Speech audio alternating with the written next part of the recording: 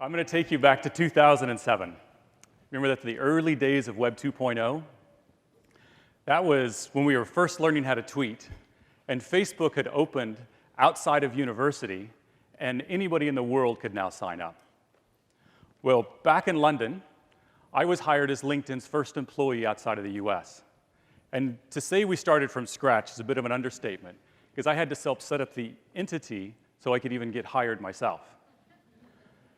So it was from the spare bedroom of my flat in London, all the way until the IPO in 2011. I led it as managing director for Europe. And I've led a lot of very fast-growing, innovative companies before, but it was nothing like this. I mean, it was fast, it was explosive, and we all know that LinkedIn, it's really been transformational to the web.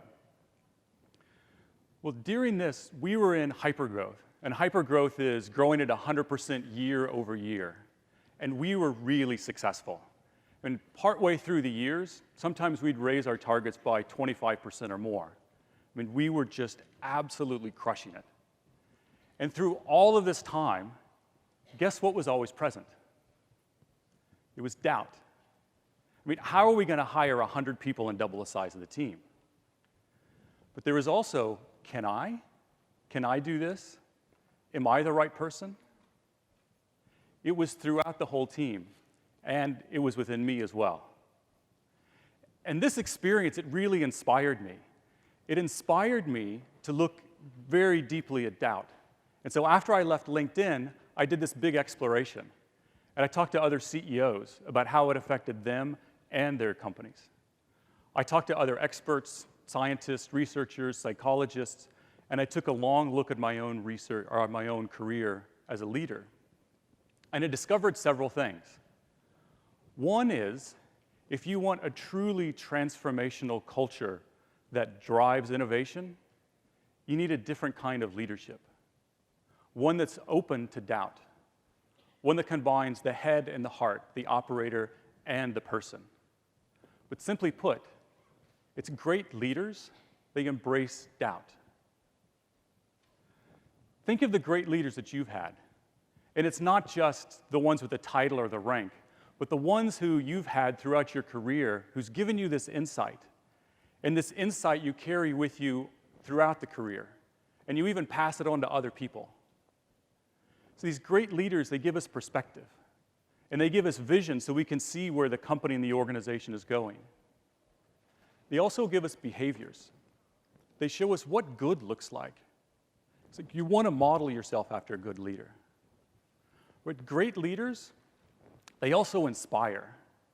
And they inspire us because they can help us see beyond doubt to a potential that we've never recognized before. And through this, we can see ourselves much more clearly. And we can also see our doubt as well. Because you cannot solve a problem that you're not willing to have. So doubt, it has deep roots.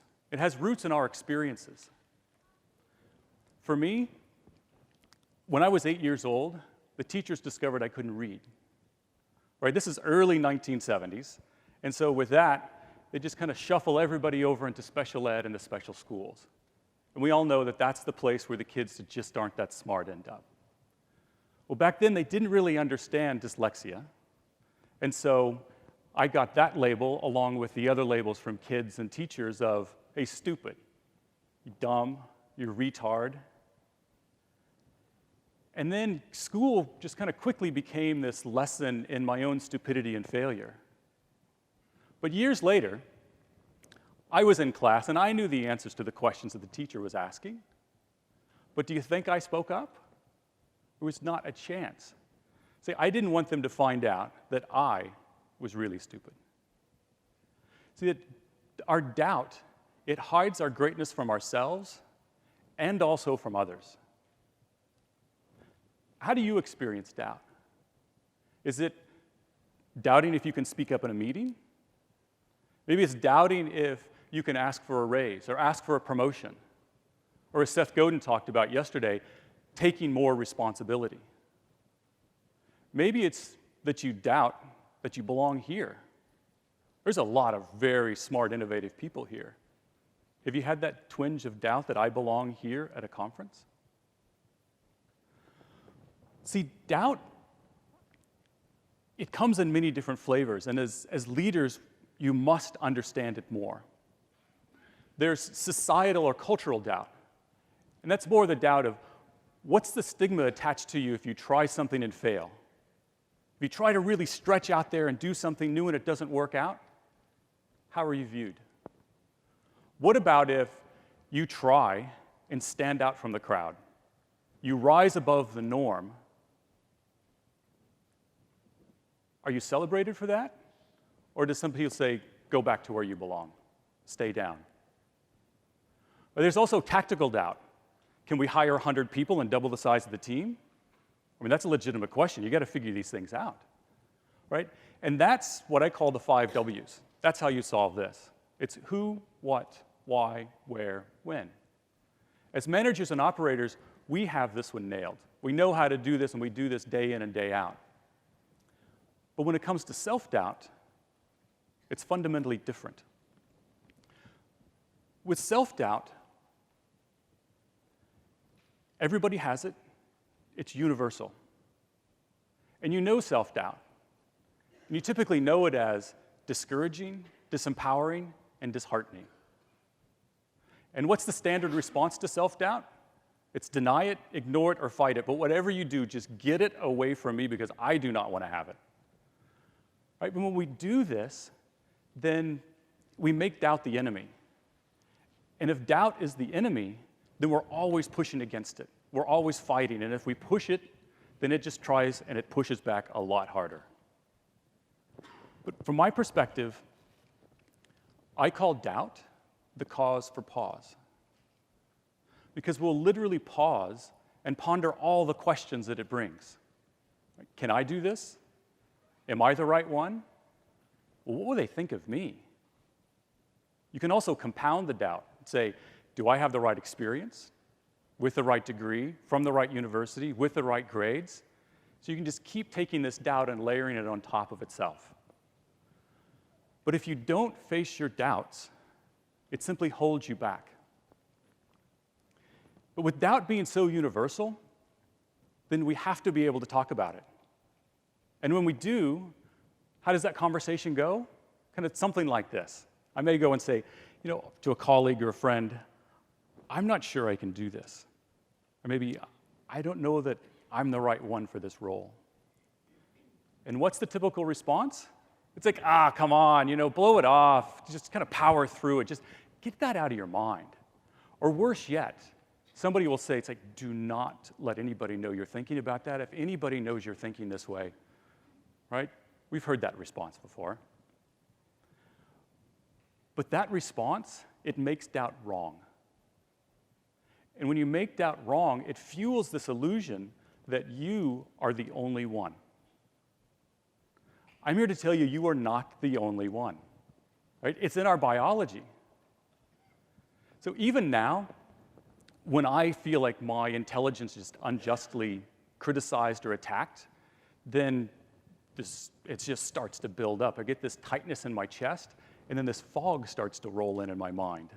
And I hear this stupid. And it's like I've been hijacked because I can't think of what the right thing is to say. Have you felt this way before? Well, Daniel Goleman calls this the amygdala hijack. Right? Seth Godin talked about that yesterday, about the lizard brain. And what does that lizard brain do? It's there to keep you safe. Right? And so when you perceive some kind of a threat, then it hijacks all the resources, and what does it try to do? Fight, flight, or freeze. Well, when it hijacks all these resources, the neocortex, the more the thinking, rational part of the brain that controls all of your language, it's kind of sitting there and idle. And if you don't have your language and your reason and your thinking, you tend to really overreact to situations. Right? There's a lot of heads nodding on that. You've been there before. Well, Dr. Barbara Fredrickson, she's a researcher from North Carolina State University. What she shows is that positive emotions, like those that inspire us and where we feel safe, they expand our ideas. They expand our creativity and innovation, And they even help us understand how to find the resources to turn these ideas into a reality. But negative emotions, like the ones that come from self-doubt, they do exactly the opposite. They narrow our mind, and they narrow our ability to think of anything other than what's most critical to survive. Fight, flight, freeze. It's the hijack. If we don't face these emotions and the self-doubt, they become more deeply internalized. I'll tell you a story. When I was 15 years old, my track coach, Coach Simmons, he had me run varsity track. I was a sophomore. And for those who know varsity, that's for the juniors and seniors, the 17 and 18-year-olds. Well, I had made it into the finals of the 400 meters, and I had run my personal best that day in order to make it there. And as I'm getting ready to run, I'm down in the blocks, and I'm focused. And when the gun goes off, I'm running as fast as I can. And with 100 meters to go, I see Mark. He's a senior from my school. He's the guy who's going to break the school record. Well, I knew he had a really strong sprint to the finish because we trained together every day, and all I had to do was hang on and not finish too far behind. And as I crossed the finish line, I looked at the clock, and it was another personal best. I mean, this is 2 personal bests in the same day. And so I went running into the infield to talk to Coach Simmons every time we meet there. And as I ran up to him to give him this big high five, he says to me, "You quit." That's right. He actually says to me, "You quit." And I'm kind of like, "Coach, high five. It's 2 personal bests here." And he tells me, he's like, "I saw you with 100 meters to go, and you were ahead of Mark, but you doubted yourself, and you didn't believe. And so inside, you quit." At this point, I'm kind of hanging there with the high five. You know that feeling? It's like, whoa, this is not going to go the same way I'm thinking. He told me, he said, "You are a far better runner than you realize, but you have to believe." And then he asked me, he said, "What do you believe is your potential?" A question like that to me? All there was is just questions. It was doubt. Can I? Can I do any of this? But he told me, he said, "You have to first believe in yourself before you can even see the potential in yourself." And then things started making a lot more sense. Because for me, the doubt, it was so internalized, it was just normal. Finishing not too far behind, it was normal. He told me, though, he said, "I see you and I believe in you." And those words completely changed things for me. Because for somebody to actually say, "I believe in you," after all of these times of retard, stupid, dumb, that really changed things. And he taught me something. And he taught me that I have a choice. And that believing in myself, you believing in yourself, it's a choice. And it's not until you make that choice and realize that doubt is present and holding you back can you see your own potential. For me, that moment really changed things. And so from that time on the track at 15, then I started adopting this new phrase of, instead of "can I," it was "I can." And it was a series of small successes, one after the other, stumbling, falling down, sometimes really hard, that really led me here today, talking to all of you. And as I've reflected on that moment probably thousands of times, I thought of some other things about this as well. And there's a leadership opportunity. Because I see doubt as a leadership opportunity. Because my personal best wasn't my potential. It was simply the limits of what I could see. It took a leader, somebody like Coach Simmons, to tell me, "I see your potential, and let me introduce you to it." See, as leaders, it's your opportunity to be able to see the doubt in others and introduce them. Because what does a great leader do? A great leader helps us see beyond doubt to a potential that we've never recognized before. There's also a coaching opportunity in this. I said after I left LinkedIn, I started doing executive coaching for CEOs of high-growth companies and their teams. And so I've seen a lot of fast-growing companies. And there was something that was always present there as well. It was doubt. But it really led me to believe something else, which was doubt is also a sign of your growth. So what is growth and innovation? It's that step into the unknown. And when we step into the unknown, what does the lizard brain do? It's like, whoa, who do you think you are? Can you really do this? Right? It tries to hold us back and keep us safe. Self-doubt, it's a reaction. And that's why I call self-doubt more of a sign of your own growth. Because when you step out, it's going to be there. But doubt, it gives you this pause. And in this pause, instead of miring and stopping to contemplate all those questions, then you can step through and look and revisit and refine and then recommit to the vision that you have. And it's not just recommitting to the vision, it's recommitting to yourself and your own belief.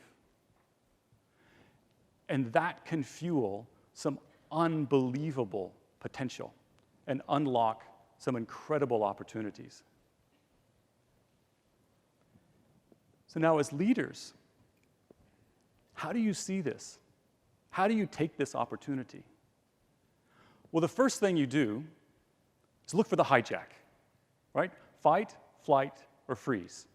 If you have somebody in your team that's acting fairly erratic or really out of character, they're most likely just really immersed in self-doubt.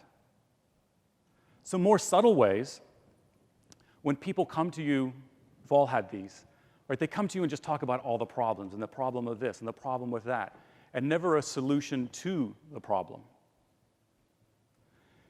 Another way, and I'm sure everybody has experienced this, you come in and talk to your team and say, what do you need to make this truly successful? This project, how do you make this a big success? And the response is, well, you know, the budget doesn't allow this, and the schedule, whoa, you know, the schedule doesn't allow this, and we need to talk about headcount. What they do is they give you constraints when what you asked for was needs. You ask for needs, you get constraints. They're never even going to realize that they've done that. And this is your opportunity as a leader to step up. And you step up and you can fundamentally change the game. And the way you do that is suspend judgment and really dial up curiosity. Or because you want to listen to what's really happening. What are they really saying? If it's a tactical doubt, throw out the 5 W's. You've got that, right? Who, what, why, where, when. We do that really, really well. But when you see self-doubt, take the 5 W's and put them away. Put them a long way away. And what you do is you use the antidote to doubt. And what is that antidote? It's empathy and compassion. Right? What did Coach Simmons say to me? Did he say, hey, dummy, you quit. Give me 50 push-ups and run extra laps? Right? No, he didn't say that at all. If he did, the conversation would have been very different, and I most likely wouldn't be here today, literally. Right? What he said is, I see you, and I believe in you. And that fundamentally changed the conversation. And we talked about my potential. And that was a huge moment of realization for me. Because a culture that embraces doubt is a culture where innovation and creativity can thrive. Take you back to LinkedIn. This is January 2011. And we had gathered all the European LinkedIn team into London, and we were going to celebrate just a truly phenomenal 2010. I mean, we blew away all of the numbers. And we were going to unveil the 2011 plan. Right? This was a big, bold plan. We had the theme of the whole kickoff as breakthrough, because that's what we were doing. More than 150% growth. We were going to double the size of the team again. even more so. And we were also going to be opening up new countries. And there were the rumors of this other event that may happen, which actually did a few months later, and it was the IPO. Right? The pressure was high. The numbers were like a massive mountain. And nobody misses the numbers when you're getting ready for an IPO, right? And so the team felt this pressure, and all through the day they could see, it was like all of the celebration for last year, and whoa, I've got this in front of me now? And there was a lot of doubt, and there was fear. As I took the stage at the end, then I knew that they needed something different than all of the logic that we'd been giving them throughout the day about here's how the plan is created and look at these different conversion rates and all of this stuff. And so I took them back and I talked to them about doubt. And I was very vulnerable with them, and I told them the story about Coach Simmons, right? The finals of the 400 meters. It was a personal best. You quit. And the doubt that I have of can I, and then changing the conviction of I can. And I talked to him about the choice that you have to believe in yourself and to move through doubt, and that this was a literally once in a lifetime opportunity that they had. And it was not just going for a goal, but how about changing it to where you're going for your potential?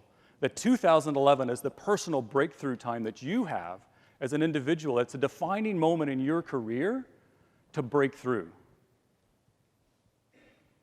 And with that, the mood fundamentally shifted because they understand that they could doubt and they could also achieve.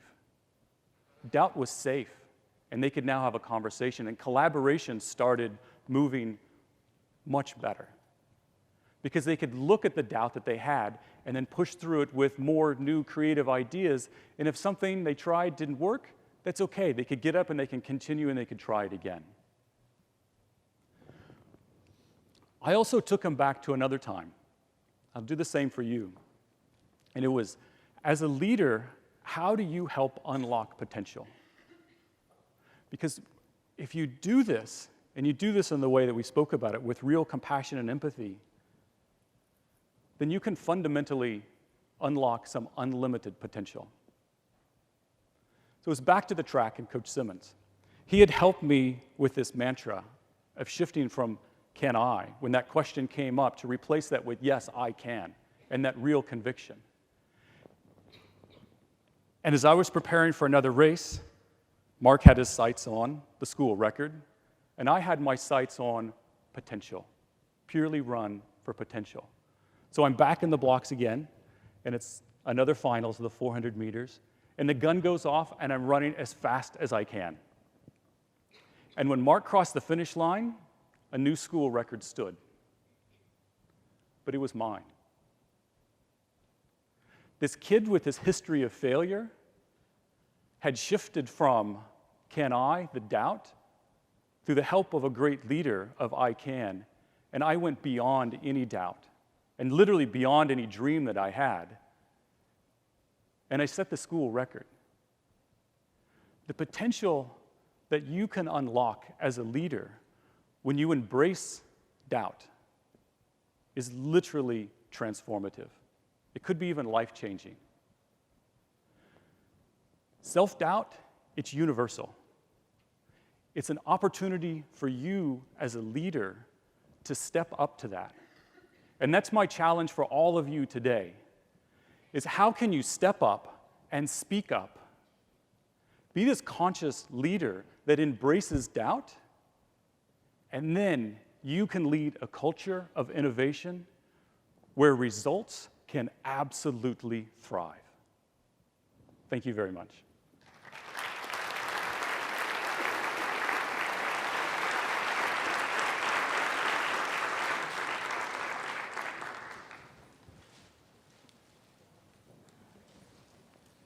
Yeah, we'll take questions as well if anybody wants to talk about LinkedIn, doubt, any of the different pieces.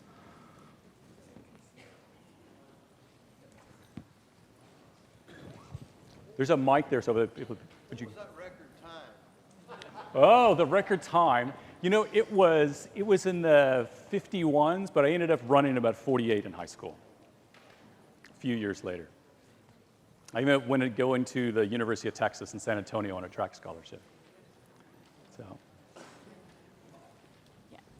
As a CEO, oftentimes if you have doubt and you don't want to express it to your team because you don't want to freak them out, and you just constantly have this, I don't know, at least sometimes I do, this internal dialogue of, if I express this, this will scare them and I have to have all the answers. I mean, just what are your thoughts on that and internally handling that and what's appropriate to share, not share? Yeah. I think, boy, it's a great question of, how much do I share?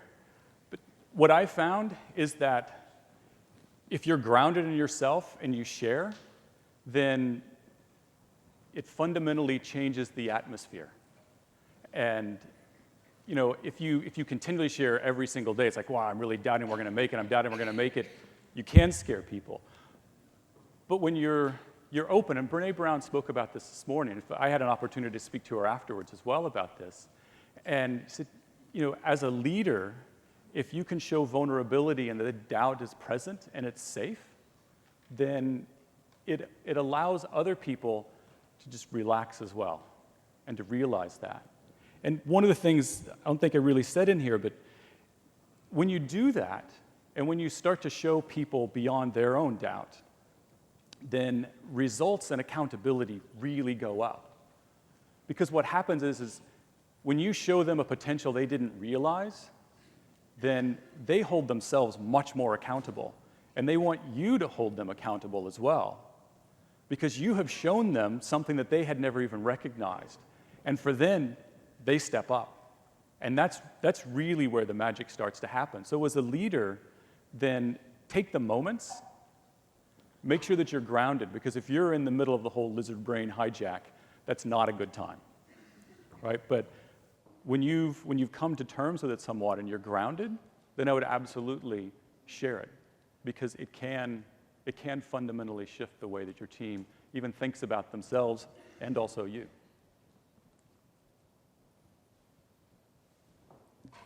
As somebody who's coached CEOs and leadership teams at growing corporations and keeping doubt in mind as well, what do you think about an open company, including open books?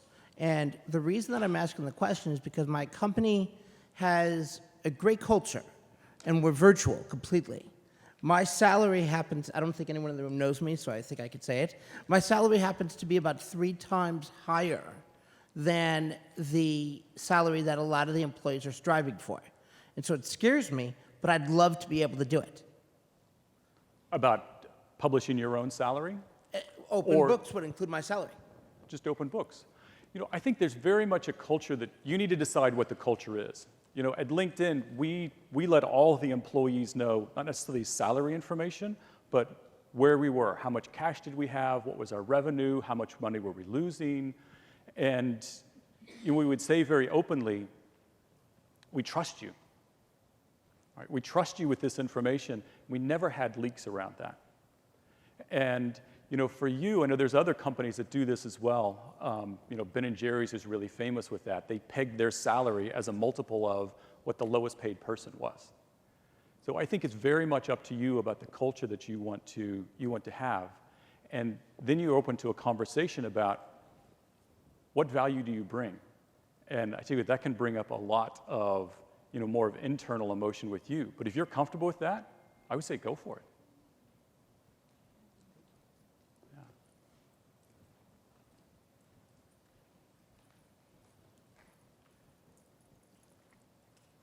So I have a quick question. So when you ran that race the 3rd time and you said, I can, it may sound funny, but it almost sounded like you didn't have doubt in that moment. So you weren't really embracing doubt, you had put it aside. So I'm just interested in that sort of dichotomy of, you say embrace doubt, but yet say I can.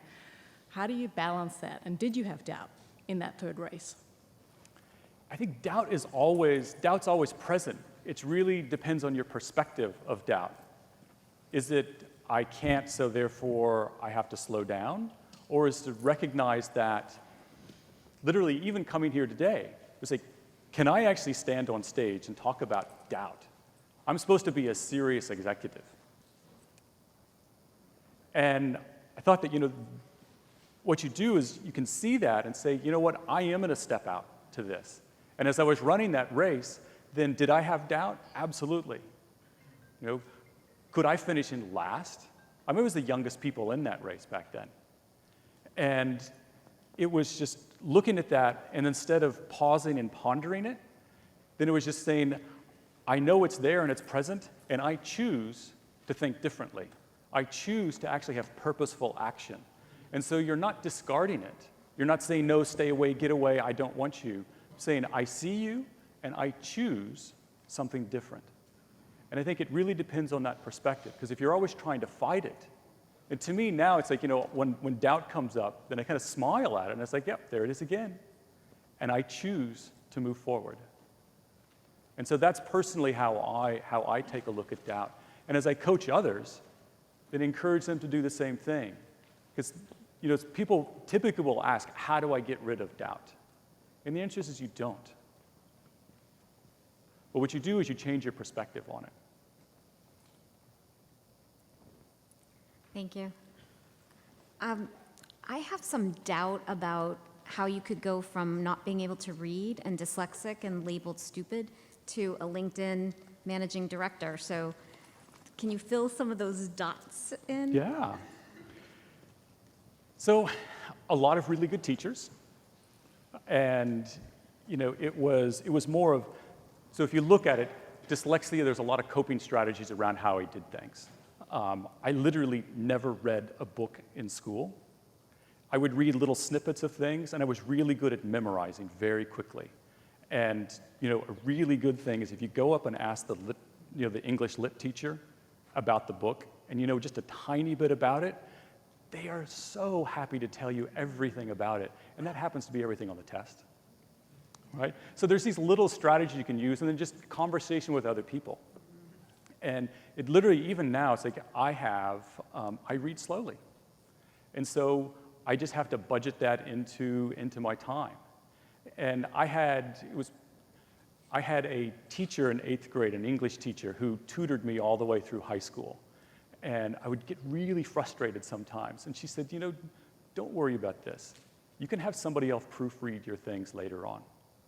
You know, focus on what you can do really well. And literally, I think that, you know, there's all kinds of studies now that, you know, dyslexia, how it's a different formation of the brain and all these things. But I always had to look at things differently. And so I think that's where a lot of innovation comes from, is I just had to take a different perspective and look at things differently. And it was just continually doing that over and over. And I tell you what, if you looked at my transcript in high school and in college, they're horrible. Right? But it was just this, I knew the information, but how did I get it out? And fortunately, in business, you don't have a lot of multiple choice tests and figure out this. It's real world. Can you figure out what's going on? Can you motivate people? Can you set vision and inspire? If you can do those things, then that's what really matters.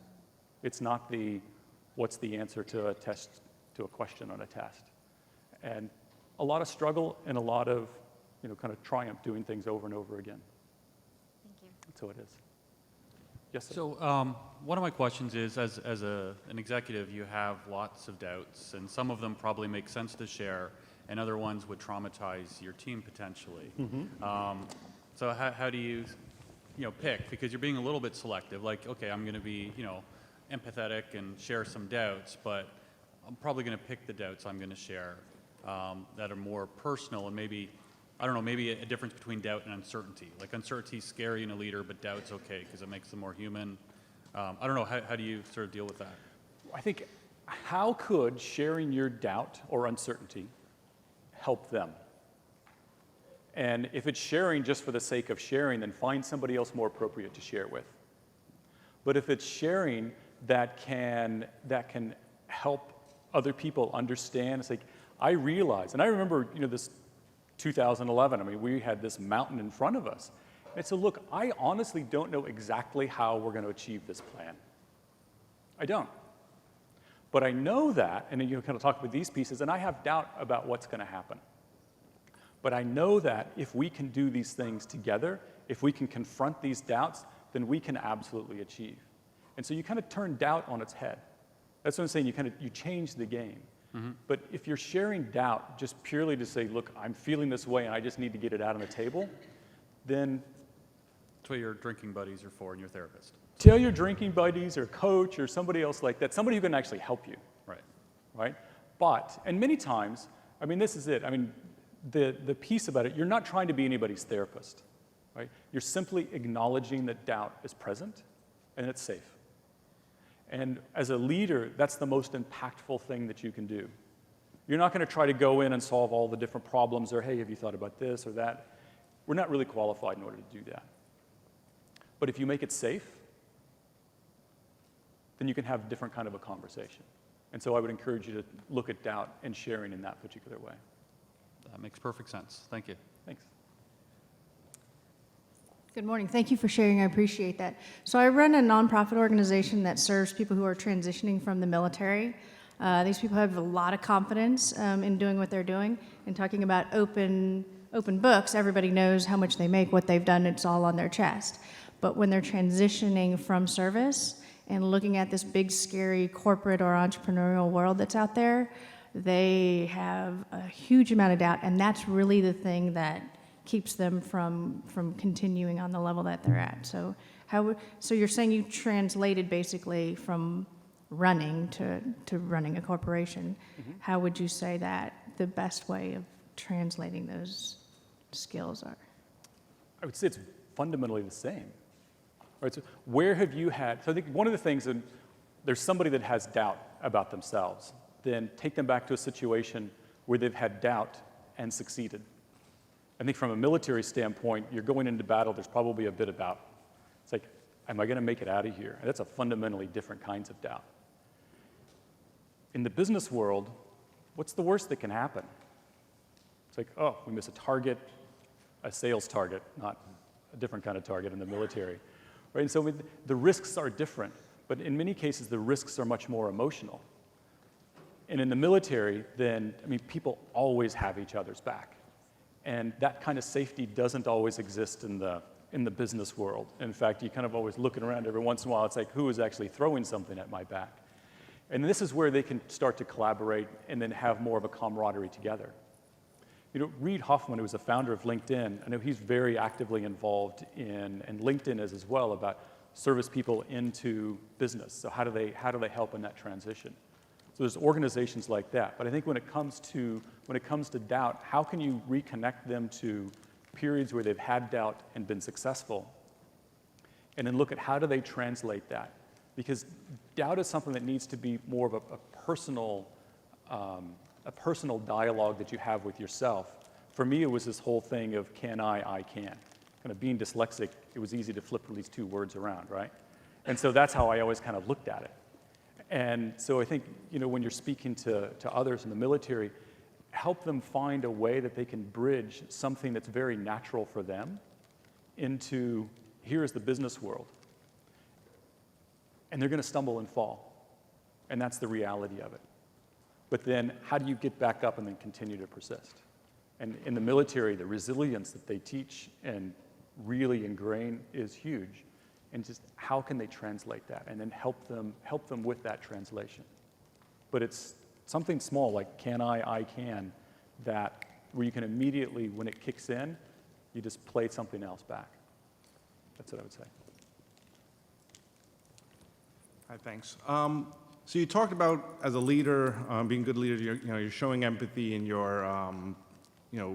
when someone's acting erratically, you're kind of addressing that doubt that they're probably facing. Did you find a way as a leader to be proactive about it rather than reactive?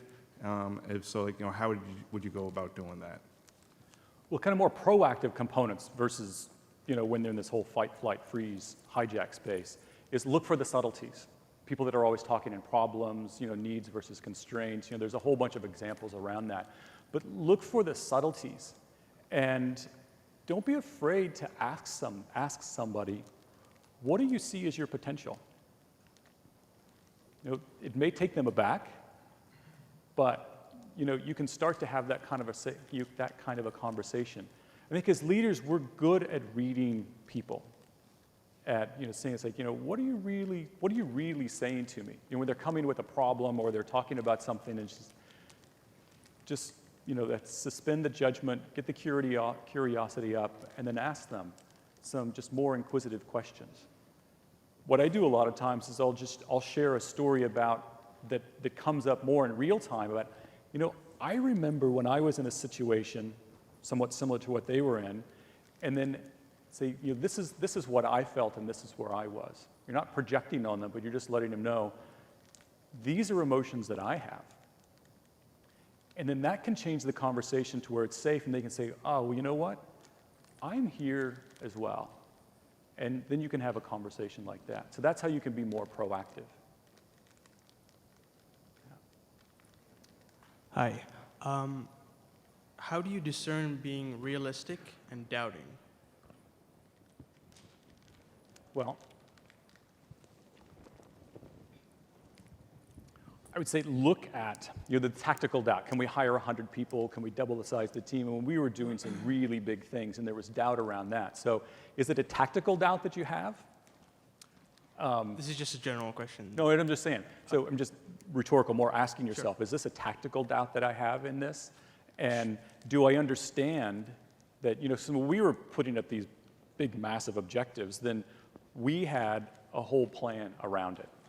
And I have this, actually it was Eisenhower who said this, planning is nothing, but planning is everything. The plan is nothing, but planning is everything.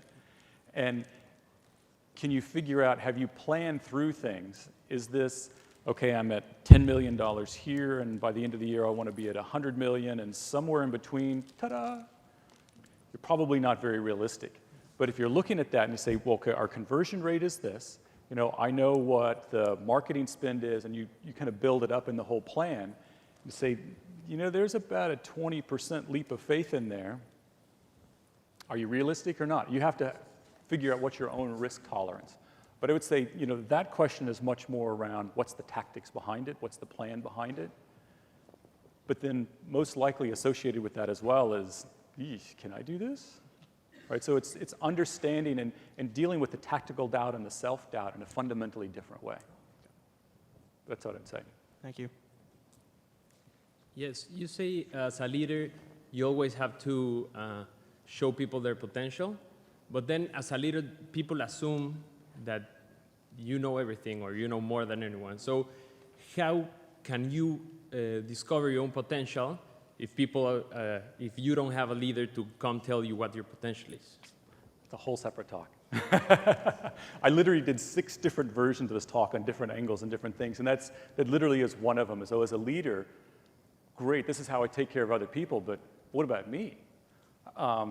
This is really where having a good mentor, having a coach, if you don't have somebody within, that you're reporting to or as a leader within the company that can help you on that journey, then actively seek somebody out, right? Because, the whole story with me is that, doubt was really internalized. I couldn't see it.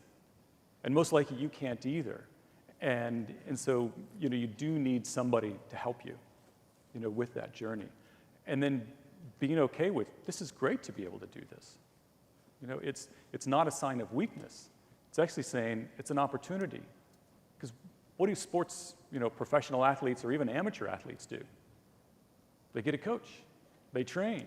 They know that I need help from somebody else. And as a leader in an organization, why doesn't the same thing apply? It absolutely does. So if you can't find it internally, then certainly look outside.